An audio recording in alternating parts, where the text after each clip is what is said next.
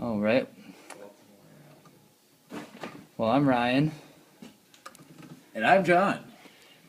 and welcome to our latest installment of Pipe Organ Monthly. Here we find ourselves. Here we find ourselves in a 1960 MP Moeller, or as his friends know him, Bob. Bob. Correct, you are, John.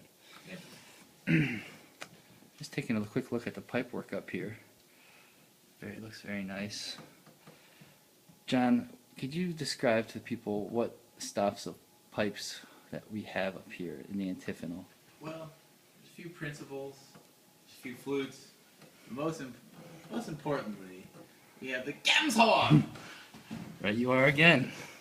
So that's the pipes. That's what makes the sound. Let me demonstrate. There you Gorgeous. go. John, what note was that? Q. Oh, wrong this time. All right, so there's the pipes. Now, this is the most important part. I'm going to take you down into the guts of the organ. This is like the small intestines of the organ, really. That's right. Maybe Oh, the sphincter, I'm not sure. you have to be very small to work your way around one of these chambers. But so those pipes that you saw are all sitting on top of these wooden chests. And what do we call those, John? Chests. They're called chests. They're called air chests. And at all times, they are completely airtight with a constant pressure. And you might be wondering, where does the air come from? Well, I can answer that question.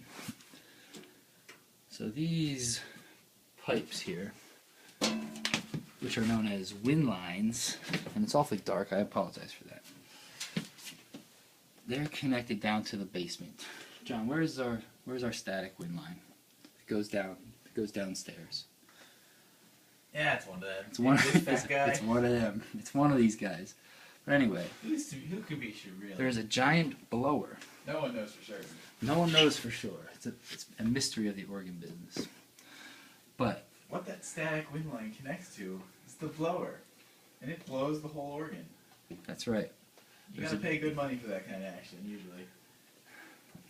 Now, the blower's in the basement, and it blows huge amounts of wind up into this chamber, into this guy right here, and that guy right there. Those are known as reservoirs.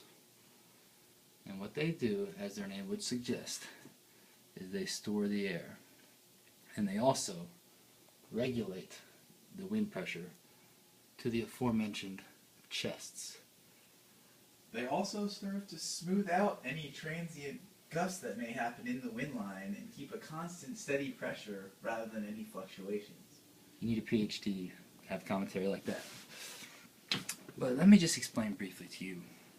So all the information, the data from the console, whether you're pressing a key, pushing a pedal note, pulling out a stop, travels through wires in a solid state electrical system to this here relay. This here relay. Okay? The wires go here and connect up to the area where the chests are. Now, these are known as primaries. And if I were able to unscrew that and show you underneath it, you would see the amazing system by which the notes actually play. Believe it or not, every single pipe and every single note in the organ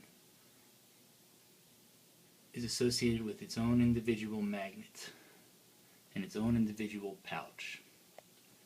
And when the electricity from this relay activates the magnet in the primary, some things happen. Right, John? Oh, some things happen. And it allows the wind to travel into the note you want to play.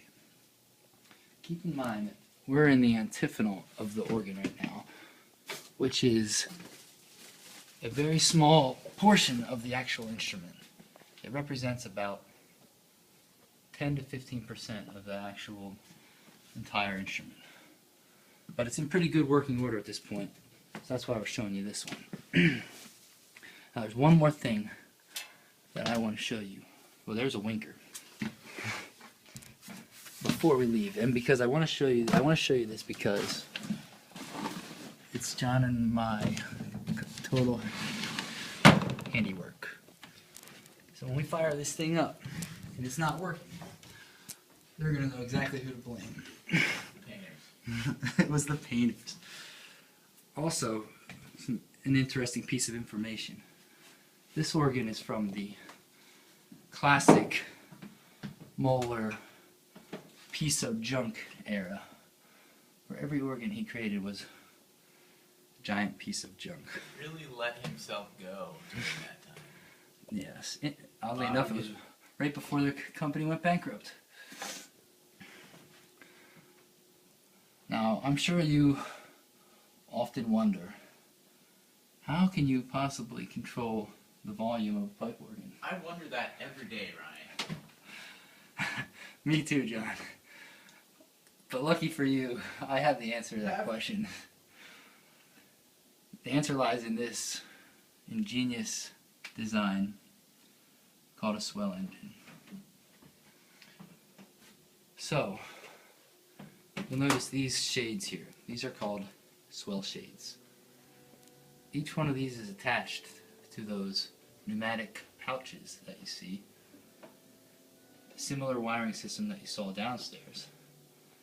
And all the wind comes from this reservoir. But basically, there's a pedal on the console that's responsible for these shades. And as you depress the pedal and increase the voltage to this area, those pouches expand with air and you close these shades like that. And that is how you can control the volume, the expression of the organ. Pretty amazing, right? Here's some more pipes. Alright. Well, there you have it. That's Pipe Organ 101. The antiphonal of the... What organ are we in, John? We're in RFPNJ. That's right. Oh. Well, that's all we have for you today. Stay tuned for our next installment of Pipe Organ Monthly.